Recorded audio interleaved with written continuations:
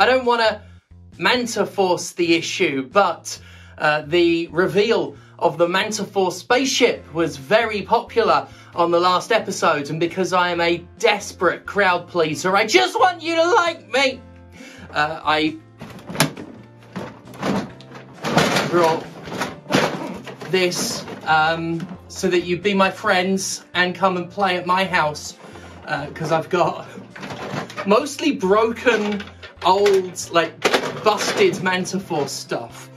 Manta Force in the fight against Major Vex and his Viper Squad. Really filthy as well. I don't like touching it with my hands because of that compulsive obsession I have. It's a sort of disorder. I don't know what it's called. Myxomatosis, I think it's called. But yeah, I think that's enough to be getting on with. Manta Force have built the battle fortress, but Major Vex is determined to stop Manta Force finding Earth's twin planet. He aims to destroy their battle fortress. I got, like, there's loads in there as well. Manta Force! Manta Force! To say the PC has been home to some particularly shoddy game ports is like saying Activision Blizzard has been home to some evil cunts. This is hardly a new phenomenon. The history of PC gaming is littered with absolutely dreadful versions of games that ran far better on consoles. But there's the suggestion that there's something in the game industry's water at the moment, and by that I mean the game industry is once again being an absolute dumpster full of flaming shit and dead bumblebees. The most recent game to vomit up an abysmal PC version is the Arcane Studios atrocity Redfall, and I need to point out that even though it's made headlines for running poorly on PC, it's a fucking disaster on Xbox too. It's not just a buggy mess, the bugs that exist are all universally fucking stupid. This game regularly, and I mean very regularly, forgets what the start button and the fucking crouch button do, literally disabling those commands all the time. Map markers and on-screen flags for completed missions sometimes remain after you've done the mission, eventually filling the map with obsolete markers that obscure the relevant one. Many collectibles can't be interacted with despite flashing like they can be, and those that work often require you to look slightly away from them with the reticle off to the side or they won't be picked up. I've been spawned inside one of the many static cars, and I've witnessed multiple crashes of the game, not cars. The cars just sit still, they're just scenery.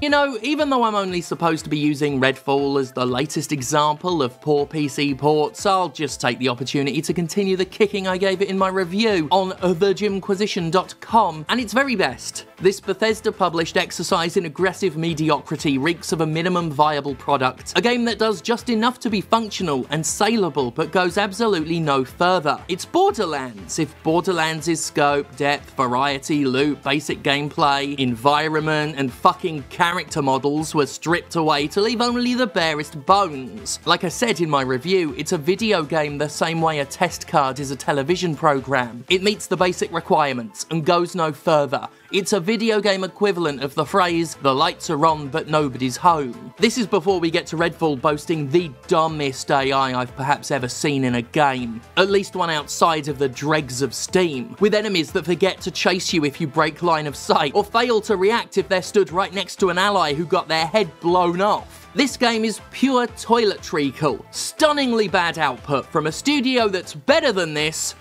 and a publisher that isn't. That said, it's full of lobsters, my best one from Animals. It's a 10 out of 10, obviously. Lobster Force! Right, bad PC ports. Redfall is the most recent, its high CPU requirements standing in stark contrast to its dreadful performance. The game's overall commitment to the minimal is reflected in the graphics settings, which are just the default Unreal Engine 4 ones that don't indicate what the various options actually do when applied to Redfall. Performance is spotty at best, with an inconsistent frame rate and constant stuttering. The fact this game doesn't even look all that good to begin with only makes its abject failure to present its graphics all the more appalling. Ordinarily, this despicable port job would purely serve the point that Redfall is unfinished to a remarkable degree in literally every department. Given how threadbare, how broken, how feature poor, and how full of recycled fucking assets it is, Redfall's pitiful PC performance comes as no shock, but it's been unavoidably bundled in with a growing list of mainstream games that are equally shameful. This is actually great news for Redfall, since its inherent failures are viewed as part of a wider problem, rather than part of a uniquely, individually terrible piece of fucking shit game. Arcane and Bethesda's PC fucky wucky came after the point PC gamers were already fed up of PC fucky wuckies. Star Wars Jedi Survivor was the actual straw that broke the camel's back. Redfall simply slotted its little dicklet between some of the shattered vertebrae and pissed into the camel's spinal column. This is a camel that's been through some serious shit, suffice to say. Square Enix kicked off the year's acrimony with the already mediocre Forspoken, as buyers complained it looked worse than its trailers despite having obscenely high system requirements. The user reviews had a lot to complain about with this game to begin with. Half of them hated the bits that even worked, but the poorly optimized, visually downgraded, generally sloppy nature of the PC version was a very common complaint. Speaking of complaints, in February, Wild Hearts was torn apart in roughly 1,700 Steam user reviews in its first 24 hours of launch, with players rightly infuriated by its grim performance, including the usual litany of symptoms of lag, errors, disappointing graphics, and a dismal frame rate. The following month, the similarly unrefined Wolong Fallen Dynasty, a game I played for 5 minutes before figuring out I'd have a slightly more pleasant time nailing my dick to a 69 Dodge Charger and telling them Duke boys to floor it. What really started to turn sentiment sour, however, was The Last of Us Part 1.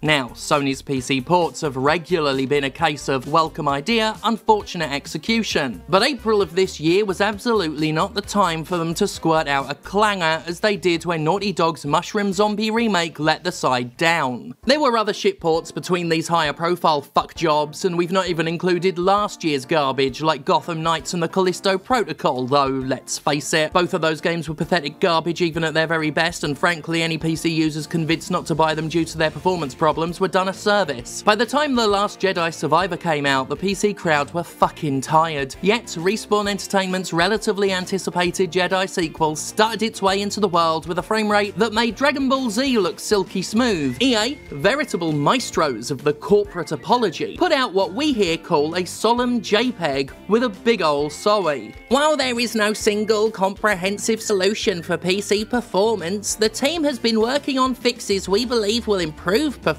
across a spectrum of configurations. We are committed to fixing these issues as soon as possible, but each patch requires significant testing to ensure we don't introduce new problems. Thanks for understanding, and apologies to any of our players experiencing these issues. We will continue to monitor performance across all platforms and share update timing as soon as it is available. To their credit, EA and Respawn have been issuing patches as promised, addressing the cavalcade of issues as best they can. It could be argued, however, that they shouldn't have had to, that this shouldn't have even been a thing to begin with. Very much like when those rushed unfinished live services come out, long-term improvements to the game get fucked over because the developers have to spend their time fixing what's broken instead of building upon what's good. Still, Star Wars Jedi Survivor has a massive space lobster in it, and space lobsters are my best one from Space Animals. So 10 out of 10, obviously.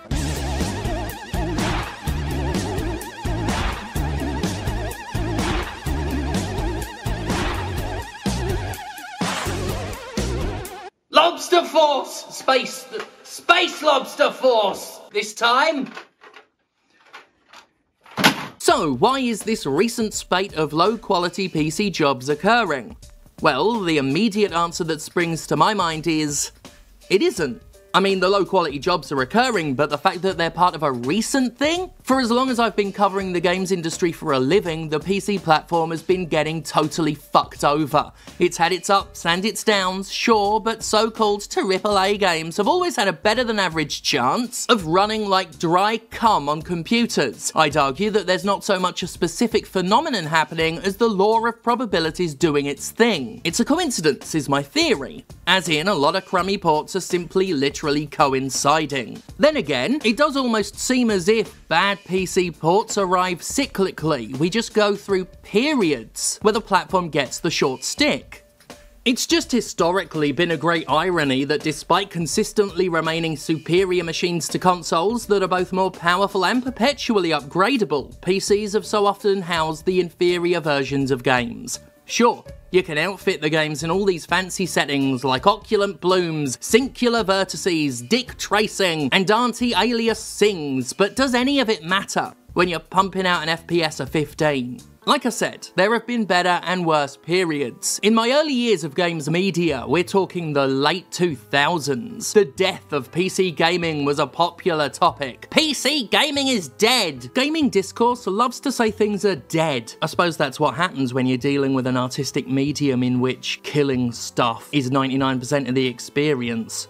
It seems silly these days, and to be honest, it was pretty silly back then too, but this was a period before Steam had truly become a force, and game publishers were openly contemptuous of the PC platform as they embraced the popularity of consoles, eagerly accepted exclusivity deals with Sony and Microsoft, and perpetuated the scaremongering about piracy on a near-daily basis before they all moved on to crying about second-hand games like the entitled whiny baby children they all are. This was a truly dark time for PC gaming because, for all its potential and power, that platform was not the popular Wii or the simple Xbox 360 or the, well, I'm sure the PS3 had something going for it. In any case, and regardless of how true it may or may not have been, the PC customer base was seen as an increasingly irrelevant demographic. And this had the effect of a self-fulfilling prophecy. Companies weren't willing to invest in making PC games look better and run better than console games, which undermined the biggest marketing appeal of the PC platform, which only served to starve the customers. And that's the publishers that actually bothered to release PC versions at all. Not all of them did. In a post-Steam world, PC gaming is in a pretty great place overall, though there's another irony there. One of the absolute biggest benefits of the platform is the ready access to so many amazing small-scale and indie games, only a fraction of which ever actually make it to console. It's where Bone Razor Minions is. It's where Valhalla is. No, is it Valhalla? Is it called Valhalla? It's the one that Casey Explosion talks about and demanded I play for months. Began with a V. Hell, the Steam Deck's most played game for almost its entire lifespan so far has been fucking Vampire Survivors. PC gaming is undeniably not dead, and it lives explicitly in spite of the publishers best positioned but least willing to make use of the platform's power potential. Of course, those publishers do pretty uniformly release on PC now, to the point where Microsoft and Sony are perfectly happy to port their former console exclusives. But still, the ports are regularly shit.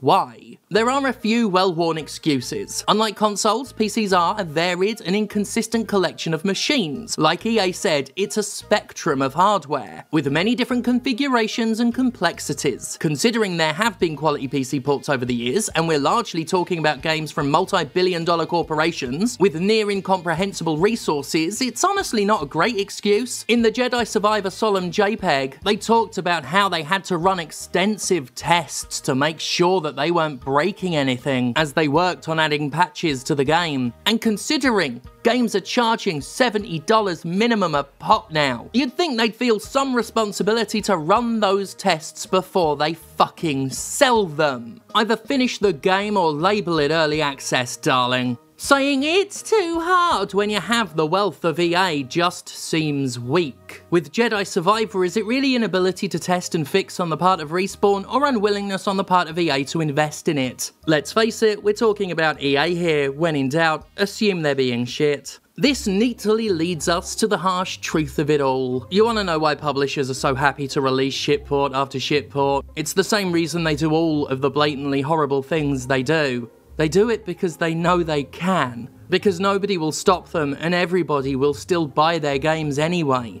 All those Steam user reviews tearing all those bad PC games a new one, they're all from people who bought them, and only a percentage of them will have refunded the defective products rather than hold out for a patch. On every platform, publishers have been all too comfortable, for years, with adopting a release it now, fix it later approach, the most extreme version of which came in the form of the live service craze that's thankfully a shadow of its former self. The sad thing is, millions of people want to consume their favourite media, and no matter how angry about it they might be on social media, they're gonna buy it anyway. Ubisoft proved that not even institutional sex abuse was enough to turn off customers or stop the game's press giving their products enthusiastic coverage. The Wizard game directly benefited the figurehead of a genocidal fascist movement, but was never not going to be a bestseller. Activision Blizzard is Activision Blizzard, and that has never worked against Activision Blizzard, no matter how despicably it insists on being Activision Blizzard. This isn't me trying to shame any of you.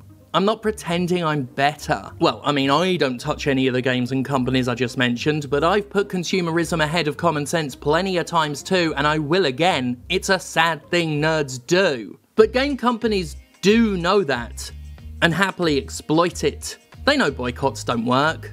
They know they'll get their 10 out of 10s no matter what they do. They know that y'all are gonna buy whatever they sell. It doesn't make what they do right. If anything, it makes their opportunism all the more disgusting, and it proves how corporations never do anything decent unless regulated into doing so. But it's still the pointy-toothed truth that there's one core reason publishers will only continue to release fuck-awful PC ports, and will maybe release a solemn JPEG about it if you're lucky. They're only doing what we've spent a permissive lifetime telling them they can do.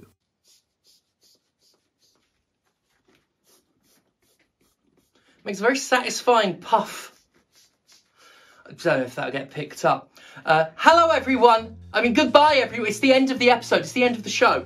It's just me and Pinchy Mook, a lobster. I can't remember what I called it. It doesn't really matter. I love lobsters though. That's good. Yeah, I made a mistake. I just got loads of old crap.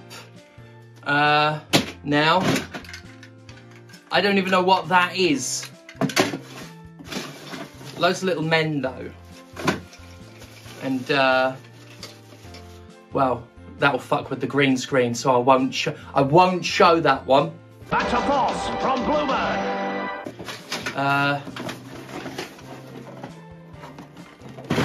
There'll be more Manta Force next week. Oh wait, no, this is the Jimquisition. Thank God for me. Manta Force.